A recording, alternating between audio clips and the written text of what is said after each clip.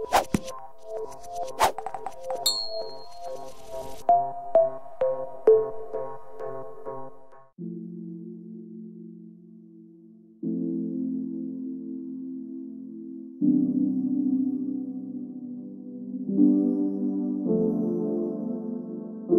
floor is yours. Yeah, thank you so much, Joachim. Session. And it is a standing procedure that the German Physical Society not only hands out prizes, but also invites the prize winners to hold presentations. And it is the DPG itself who decides where to put which presentation, prize presentation. And the selection is such that the awarding of the prizes is either here on this meeting or at the main meeting, which in this year is in Erlangen. So we have several prizes of the German Physical Society, most of which are awarded at Erlangen. However, the prize talks are brought to the audience that matches best, which gives us a selection of 4 prize talks today. And it is Immanuel Bloch, as a recipient of the Stern-Gerlach-Medal, which he will receive in Erlangen, but who is invited to come to the floor for his prize talk after I have introduced him or while I'm introducing him. Stop laughing. Come on, walking upstairs. We talk about you.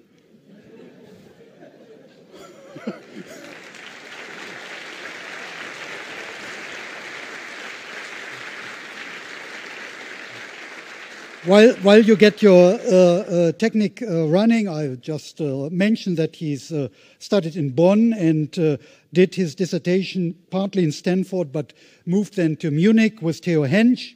There we are. Got stuck in Munich, moved to Mainz, and then came back to Munich to become director at the Max-Planck-Institut of quantum optics. And he's going to entertain us today about the title, which is identical to the one announced in the program. I've done my job, so it's all yours.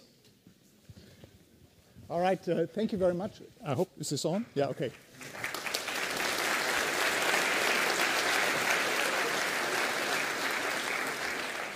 Yeah, thank you very much. Actually, I was just a bit confused, puzzled, because under the intention that the prize award is in Berlin actually next week and not in Erlangen, because I would have booked completely the wrong ticket. But of course, it might have been easier to get from Munich to Erlangen next week than Munich, Berlin. But let's see about that. Anyway, so I'm very happy to be here and tell you a little bit about our work on quantum simulations with atoms, photons, and molecules. It's, of course, you know, as a quantum physicist, to receive the Stern-Gerlach Medal is, of course, a special honor, because the experiment of Stern-Gerlach, Otto Stern and Walter Gerlach, really is one of the pioneering experiments in the field of quantum optics, quantum physics in general.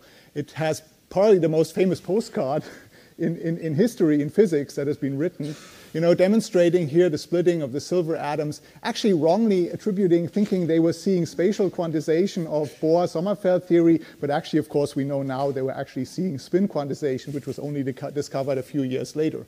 But what you see here, that is, when you pass the spin through a magnetic gradient field, there are forces like in opposite direction allowing you to split the states of the spins in 2 different directions. And actually, we will use this. We're using this all the time in experiments today still, and you actually see it in my talk, how we use these ideas of Stern and Gerlach today, even in much more advanced experiments, of course. Also, I'd like to say, you know, we still have an atomic beam apparatus. We show this experiment, the Stern-Gerlach experiment in Munich for the undergraduate students. We have a nice statue of Walter Gerlach, so we're always doing it under the eyes of Walter Gerlach, looking upon us, showing the true, you know, and it's actually a tricky experiment. Yeah, to do it with a real beam machine is not so easy, actually. Anyway, so I want to switch gears and tell you about some more modern things, of course, very much connected. I tell you a little bit about the idea of quantum simulation, what we can do with it, a little bit. Of course, I can't, you know, cover everything we've been working on or the field has been working on, show you a little bit where things are going. So our main idea goes back to the vision of Richard Feynman, that basically you try to understand quantum many-body systems, and you find that that's extremely hard to do on a classical computer, and it would be kind of much more efficient to actually use quantum systems themselves to understand quantum many-body systems. And that's why we actually today building quantum simulators, quantum computers to handle this task, to do computations, for example, on complex materials, on molecules, hopefully, that will help us do that in a much better way. So this is a very forward-looking, of course, vision of Richard Feynman in 1982, way ahead of its field. So we now have two approaches that people are pursuing. The quantum simulation approach I'll tell you today about is that you basically try to model the Hamiltonian you're interested in the system, and then you let the system run. And that's a very powerful approach, as you'll see, because it makes very efficient use of the resources you have at hand, but it's non-universal. And then we have the digital approach, where we try to build up the model Hamiltonian out of discrete gate operations. So basically, that's very nice because it's universal, but it's very resource hungry. So it depends a little bit where the advantage is. But I think there's no real distinction between the two, and both approaches are merging closer and closer together as the field is progressing. Now, for me, my career started, with this actually very famous paper from Ignatius Dirac and Peter Zoller. We already heard them this morning in Pete's talk on quantum computing with ion traps, where they were actually, you go back to 1998 or 1995, these were the heydays of Bose-Einstein condensation, Gross-Pideevsky equation. People were doing nonlinear field, nonlinear wave dynamics, and this was very exciting. But the condensed matter physicists were not so excited about it, because they said, well, this is the theory of the 60s. We are doing strongly correlated stuff. We don't want nonlinear wave theories just. And so there came this paper, and actually it showed how actually using this completely different quantum system of dilute gases, you could turn that into a very strongly interacting system, connecting it to the beautiful world of strongly correlated materials here in this very forward-looking paper from Matthew Fisher et al. In 1989, outlining this superfluid to Mott transition. So the idea is basically you're seeing two sides of the metal. If you have weak interactions and you are having these atoms, and for example, the lattices that I'll talk about in a second, they possess wave-like properties. We can think of them as giant matter waves, and they have nice interference patterns. However, when you make the interactions between the atoms very strong, you go to very, very strong nonlinearities, then actually this wave breaks up, and you break up the waves into particles, into Fock states, and you basically then have order in the particle space with one atom per lattice site, but no interference pattern anymore. Yeah, that got me started with a couple of other nice people, Markus Greiner, Tilman Esslinger, at the time also with Ted Hensch involved in Munich, realizing this for the first time. And just recently, with Markus, I wrote a small piece in Nature Physics Review, how that basically marked or had a strong stimulus on starting this whole field of quantum simulation. And if you look around now in the world, this whole idea of quantum simulation is applied actually to very many systems, and ion traps, lattices, tweezers, superconducting devices. Actually, Tobias Schetz was one of the first to do the transverse field Ising model, correct, with the ions. And so he had also big contributions to that. And I think if you look now, if you read the papers, what IBM is doing, what Google is doing, they are doing quantum simulation. Their main impact today is quantum simulation, what they're working on, and the applications of these quantum computing and quantum simulation devices. So we are working with the lattices, optical lattices. Here you see a beautiful picture of Ted Hensch. So he realized that in his own labs in Munich, where he took 5 laser beams and interfered them, and you get this wonderful interference pattern of light. This is this quasi-crystal interference pattern, and this quasi-crystal interference pattern basically is a potential for the atoms through the dipole trap, and basically allows us to trap atoms in these light fields in the vacuum chamber and either store, let's say, hyperfine states in there, or also use clock states in there, and we can freeze the particles in so they don't move, and we just have maybe spin-spin interactions, or we can allow them to tunnel between different lattice sites, and then we're talking about itinerant systems.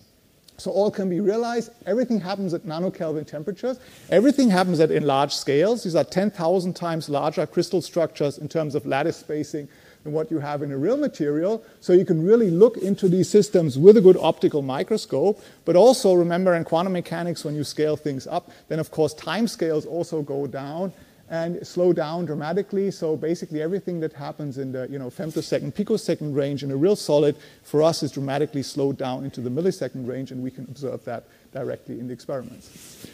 So here are just a few parameters. When you interfere those laser beams, you get, of course, a standing wave pattern that I've shown you before of these typical length scales. You can think of on-site of these potentials as basically harmonic oscillators with trapping frequencies in these ranges, 10 kilohertz to a megahertz.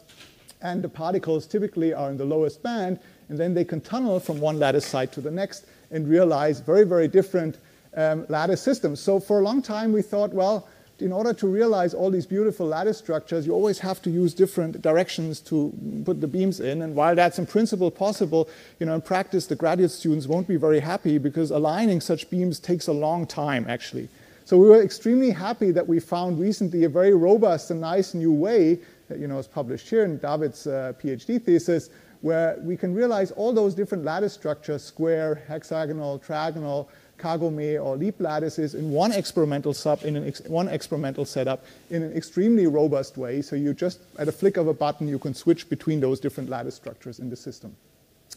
So all of this wouldn't be interesting, as I told you about, if there weren't interactions in the system. And the interactions that we are basically dealing with are mostly collisional interactions when two atoms collide on a given lattice site. Or by now also a lot of people are working on dipolar, magnetic or electric interactions with, let's say, magnetic atoms or polar molecules. Or if you want to go to extreme dipole-dipole interactions, you can excite to Rydberg states with interaction energies of a few hundred megahertz.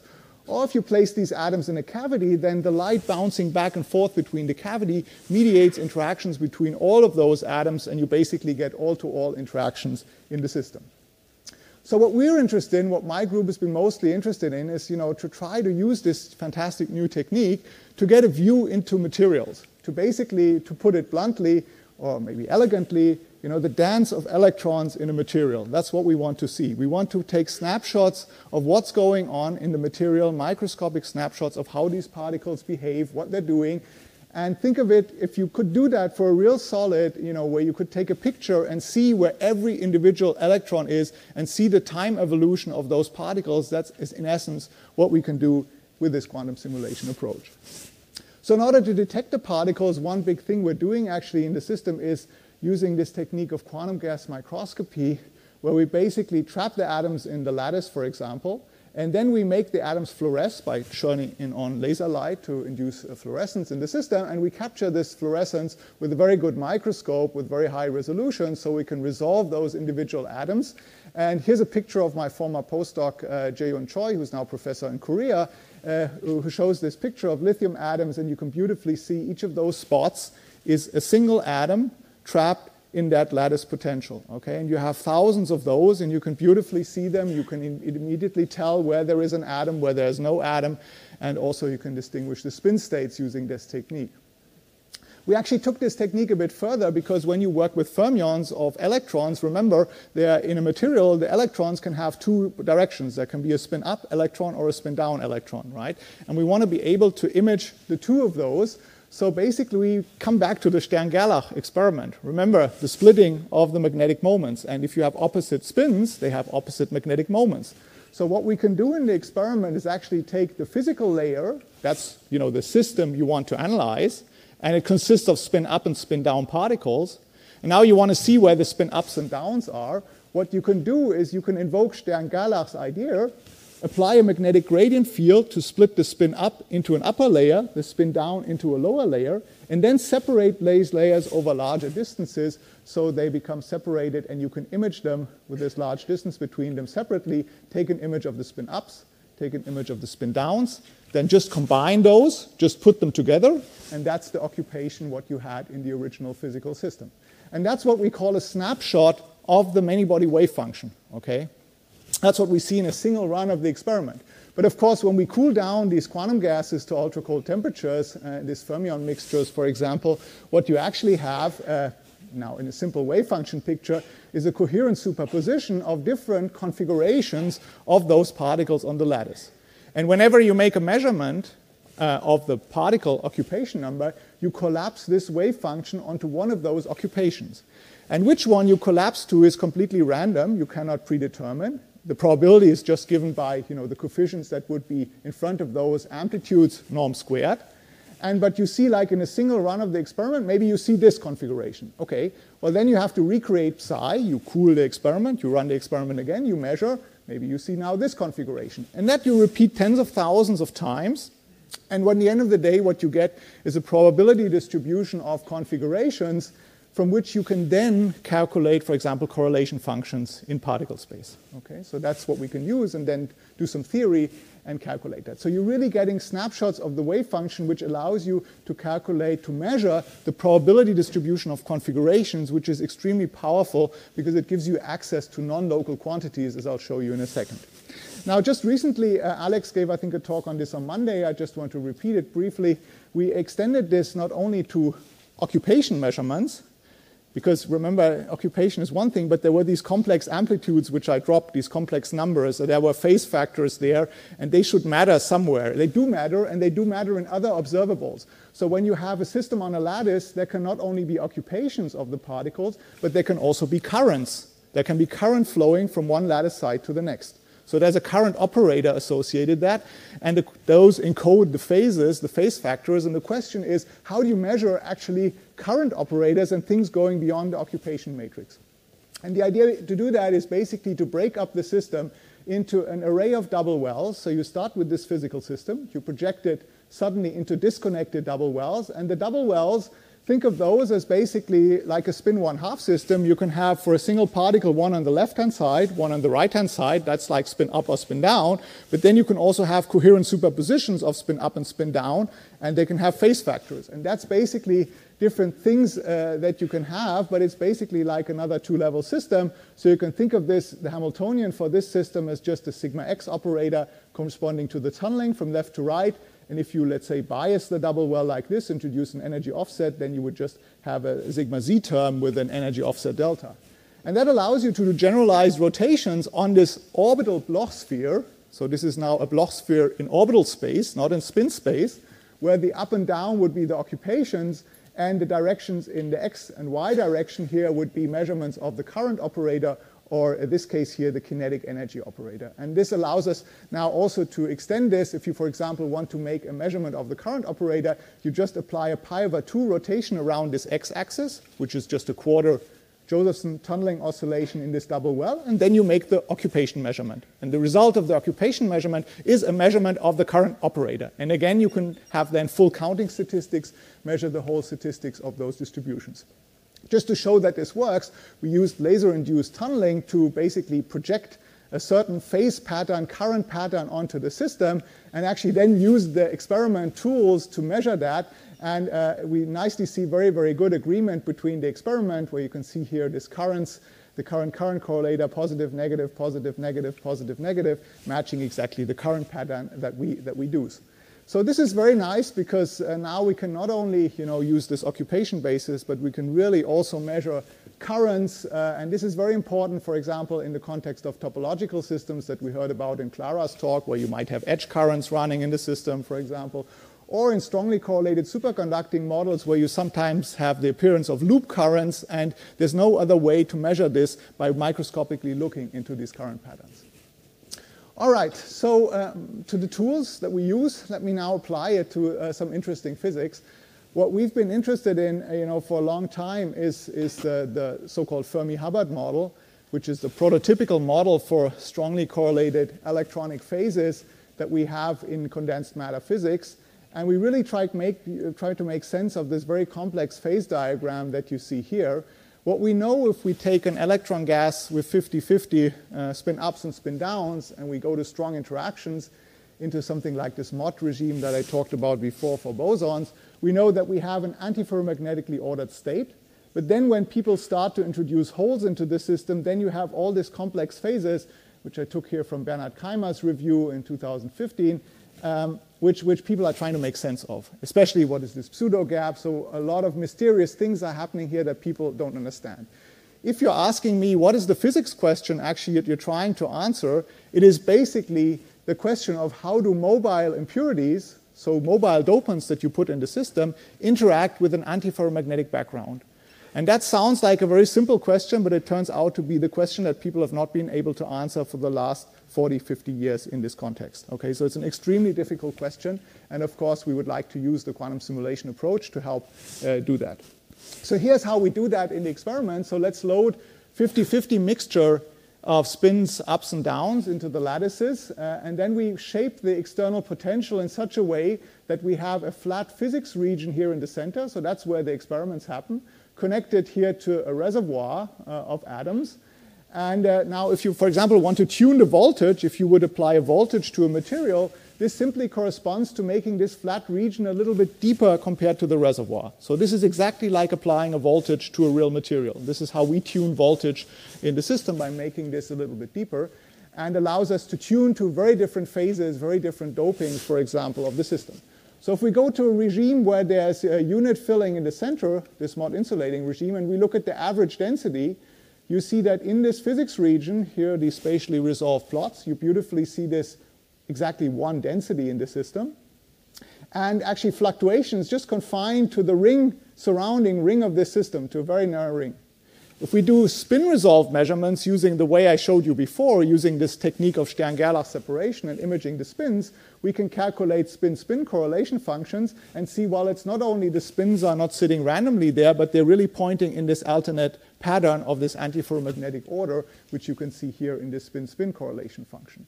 And if we then go to advanced numerical techniques, for example, quantum Monte Carlo by our colleague here, Lode Paulet in Munich, we can compare the experimental data to the theory curve, and from this comparison we can extract what is actually the temperature of these atoms in this optical lattice and get very good agreement between theory and experiment. Now I want to come back to the beautiful physics of what happens when you dope these systems, when you put a hole into an antiferromagnet. And I try to explain it in this very simple cartoon picture why something actually amazing is happening to the system. So imagine you have a 2D antiferromagnet, and I just sketch it as this up-down pattern, this classical pattern for now, which is good enough to explain to you the physics. And imagine you put a single hole into the system. Now imagine this hole wants to move to this side. Well, what's going to happen is that this green spin comes here and the hole moves here. You can see this has happened. If you then move one side more, well, then the red atom will have come in here, and the hole will have moved forward. But you see, the hole does something bad to the antiferromagnetic alignment. It leaves behind a string of flipped spins, of ferromagnetically aligned spins, and that costs a lot of energy, because from a magnetic energy point of view, the system actually wants to align antiferromagnetically. So the more this hole moves through the antiferromagnetic background, the more damage it's doing to the antiferromagnetic background, and that cannot go on. There's an increasing energy cost as you move the hole further and further through this background. It turns out that this energy cost is actually linear with separation of the hole and this spin string it drags behind, and this is very much like confinement in nuclear physics that we know. The partons, the mesons that we have in nuclear physics are exactly the same objects. They are exposed to a linear confining potential, and this object that we have here is actually exactly the same thing, and you can actually think of it like a parton, a new quasi-particle that is born in this condensed matter system, which bears a lot of resemblance to what we know from nuclear physics. We call it different. We call it, in the context of condensed matter physics, we call it a polaron. Yeah? It's basically this hole surrounded by a dressing cloud of modified spins surrounding that hole that is moving through the system. Here's a picture, actually new data we took recently, we're quite proud of, and C and Pitar and Titus can tell you more about that, and Timon. So this is a beautiful picture of what we call the image of the polaron. So you find an impurity somewhere in the system, and then you can measure how is the spin background deformed surrounding that position, that dopant, that hole or that doublon that you can see here. So actually what you're measuring in quantum optics language is a 3-point correlator. So if you find a hole here, how are the spins surrounding that hole modified? You cannot measure that in condensed matter physics. This 3-point correlator is already an object you have no access to in condensed matter physics. You need this third additional degree of freedom to know, where that hole is. But we can do that, and we can now measure this distortion of the spin background relative to the position of the hole. And this is this cloud of distorted spins you can see over quite a large range of the lattice that surrounds this impurity. and that whenever this impurity moves, it always has to drag this cloud with it. This is this dressing cloud that the object has to drag with it, and it was the first time this was measured. And I should say there are now beautiful experiments also in triangular lattices by Marcus' group and Wasim Bakar's group in Princeton showing that for other lattice geometries. We're starting to compare this to QMC, Quantum Monte Carlo. Here's some, again, calculations from Laude Paulet.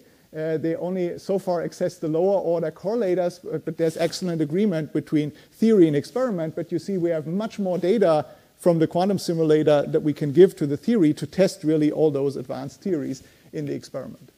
So I just want to briefly mention a new direction that we took. You know, when we were thinking about these systems, eventually you want to, of course, make materials that have higher superconducting temperatures. You want to improve high TC. And one idea that came up while working together with Annabel Bort from Regensburg and Fabian in Munich and Eugene Demmler from Zurich was that basically if you go to so-called mixed dimensional setup, you could dramatically boost the pairing energy of two holes coming together. Usually when two holes come together, their binding energy, their formation energy to form a Cooper pair is very low, and that leads to very low superconducting temperatures. So if you could make a system where that binding energy would be very large, you would have a system which potentially would lead to higher TC superconductors. And we found a new way, actually, a new way for the first time predicted in this ever in the cold atom setup, from learning in the cold atom setup, that we can have that if we go to mixed dimensional situation where we allow the dopants only to move in one dimension, but the spins can move in two directions. And what we're basically removing by doing that is a kinetic energy frustration or cost in the system that so far lowered the binding energy. And if we get rid of that kinetic energy cost, we can boost this pairing energy by a factor of 15 and dramatically increase it. And very recently, we also studied how that leads to larger kind of structure formation, so-called stripe formation, when you go to two-dimensional systems. So I just want to show you, we said we've, outlined this is a new way to get to high TC. And there was no material known to follow this mechanism of high TC. And actually last year, there was a very surprising discovery. It's not talking about LK99 or not LUH, so don't, a real superconductor, a real new superconductor.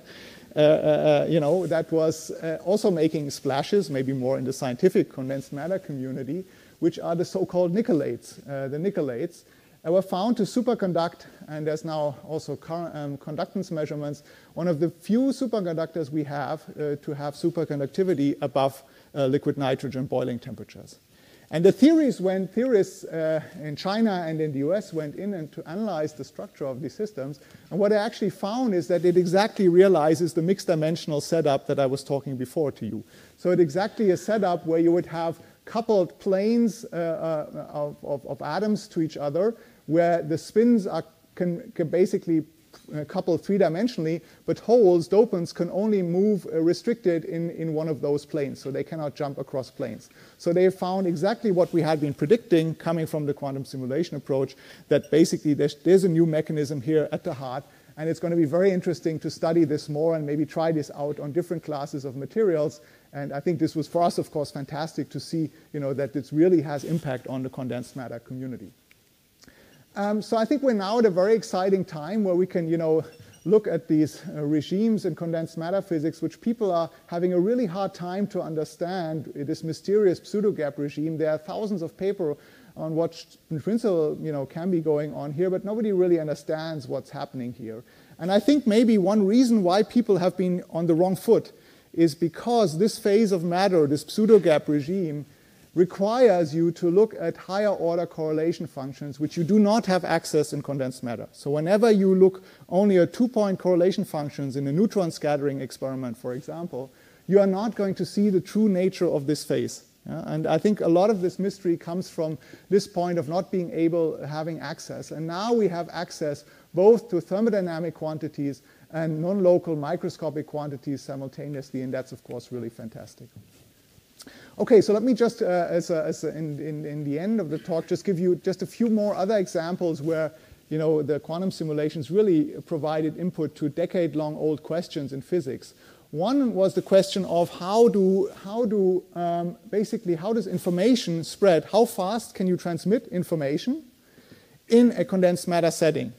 And there's a very old paper from Elliott Leap and Robinson from 1972, actually my birth year, so that was just when I was born. They predicted that there should be a velocity, a light cone-like propagation of those correlations. So it's like information spreading with a light cone-like function, but there's not the velocity of light in there, of course, but that will be some characteristic velocity in your condensed matter system.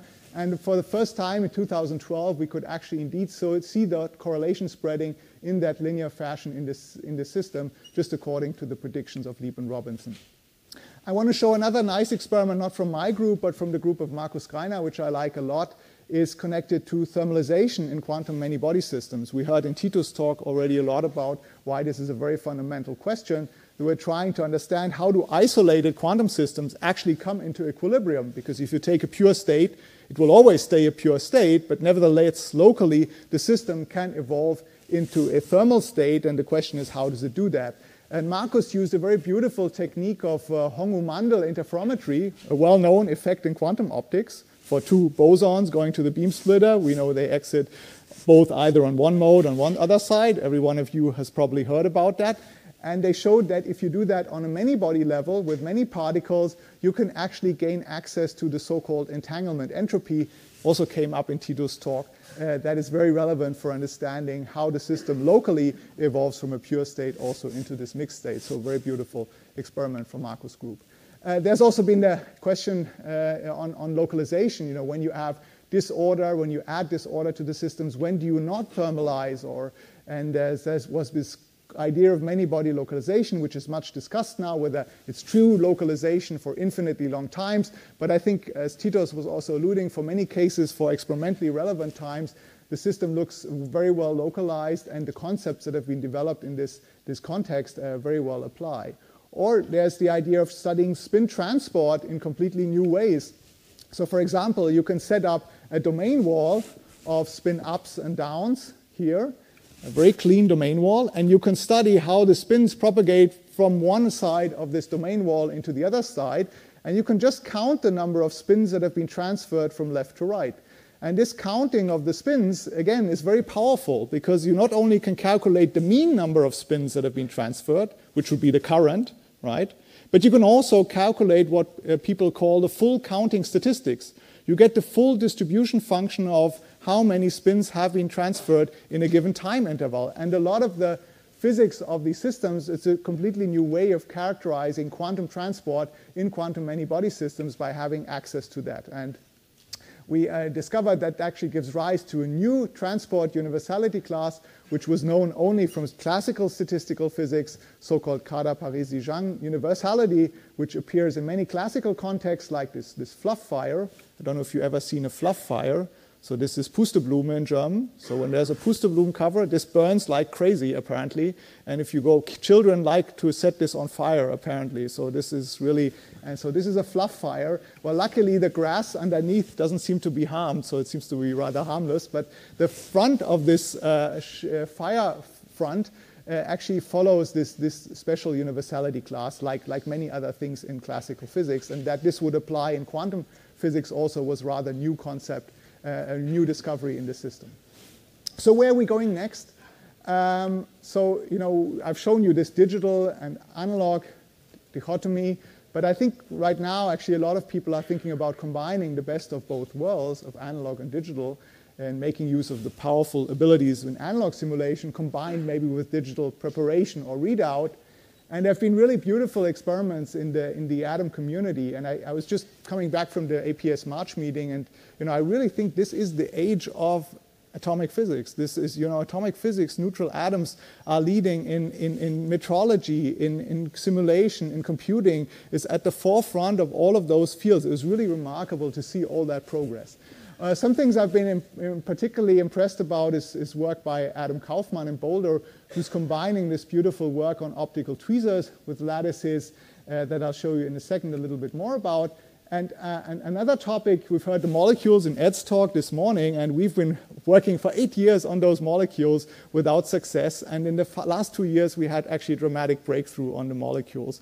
So for the first time in the molecules, they've been defying cooling them down in the ways we do atoms because a lot of the complexity that Ed was talking about. Now we know a technique called microwave shielding that allows us finally to bring molecules, polar molecules in 3 dimensions into the quantum degenerate regime, create quantum degenerate Fermi gases at 20 nanokelvin of those molecules, a little bit colder than Ed, but these are like somewhat simpler molecules also than he's handling. We showed how you can create new scattering resonances, field-linked resonances, again, that were predicted about 20, 30 years ago, and how you can thereby associate 2 of those polar molecules have chemical reactions to make tetratomic molecules formed out of them. And one thing that we're working on is try to show Bose-Einstein condensation of these tetratomic molecules on this side, or have a p-wave superfluid of this fermionic dipolar molecules on the other side, and that's been actually spectacular progress in this field, also with Sebastian Wild's group in Columbia using the same technique to actually create Bose-Einstein condensate of polar molecules just a few months ago. Yeah. Okay, so where next? We want to go big, all right? So we want to scale these things up. Here's a picture on one of our labs where we are showing you a lattice with about 25,000 lattice sites. And we're starting to learn how to operate these things and control the positions of these atoms in the lattices that you see here. So we can now go in and sort atoms in these lattices. And one critique that I always hear from colleagues in condensed matter physics, they say, well, these atoms are fleeting objects. They decay, they go away. So couldn't we create a continuous thing for the atoms? And one way how to create a continuous array of these atoms is to combine the tweezers with the lattices, have a storage zone in the lattice, and whenever an atom gets lost, you just replenish it. And so let me just show you this animation that this works actually beautifully. So you see stochastically loaded atoms over here into the tweezers, and you see the regular atomic array of thousands of atoms over here. And whenever an atom gets lost, we just pick up another one and move it into the empty position where the atom was lost. And like that, we're able to basically, create arrays of thousands of atoms, continuous operation. Right? They're just continuously operated. After 1.5 hours, we just got a bit bored and we turned the machine off again. But in principle, this works continuous operation. And I think with a little bit better, improvement on the loading rate and the loss rate, reducing the loss rates in the array, we can easily scale this up for tens of thousands of atoms. And this is, of course, fantastic for metrology, for simulation and computation. This is a game changer to have this at hand, this continuously fed lattice where you can use these atoms and move them in at will for your purpose, for whatever you want to do with them. All right, I'm at the end of the talk, and I just want to, at the end, I thought, what do I say? I show you this nice picture of this Ringberg Castle. Some of you will know this. This is a conference site of Max-Planck Society, which we can enjoy going every year for our group retreats. We were there last year, and I usually get up early in the morning to enjoy the sunrise. So this is before any of the students got up. Okay, so I typically am the only one out at that time of the day. And, make you think a little bit about life. And once you cross the 50 age, you think a bit more about your life. The ones who are above 50 know what I'm talking about. The ones under 50, you're not worrying yet, so forget it. But you feel like you owe a lot of thanks to a lot of people in your life. And in my life, in the scientific life, this were Dieter Mesche as my diploma advisor, and Ted Hensch with his infectious passion for physics, for discovering new things that really shaped my life a lot. And then I have big credit to my entire team, and I've just had the time to give the postdocs and PhD students, so the master students, so I apologize, they would have been too long for go through that. And it's really been, a real pleasure of working with this talented group of people, amazing group of people, and trying to share this passion that I got from Ted with them and receiving that passion back again. And with that, I would like to thank you very much for your attention.